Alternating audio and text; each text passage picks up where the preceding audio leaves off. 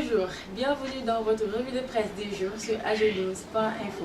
La sortie médiatique de samedi dernier du Premier ministre Mohamed Boun Abdallah Dionne sur les dossiers ArcelorMittal et Petrotim, démontant ainsi les accusations de l'ex-président Abdoulaye Wade et au menu des quotidiens sénégalais reçus ce lundi à Agenews. Affaire ArcelorMittal et Petrotim, le PM clôt le débat, écrit l'Observateur dans sa manchette. Dans ce journal, M. Dionne indique que les propos de Wade, qui accuse le régime de détournement dans l'affaire ArcelorMittal et d'accorder des blocs de pétrole à la société Petrotim du frère du président, ne sont pas vrais et que l'argent est traçable dans les comptes de la nation. Sur ces mêmes affaires, Sud Quotidien note à sa une que Dionne brandit sa vérité des faits et que Wade est démenti. Aliou Sall, frère du président Macky Sall, est blanchi. ArcelorMittal 150 et non 200 millions de dollars, précise le Premier ministre dans Sud Quotidien. Selon Walfadjri, Macky envoie son PM au charbon et il défend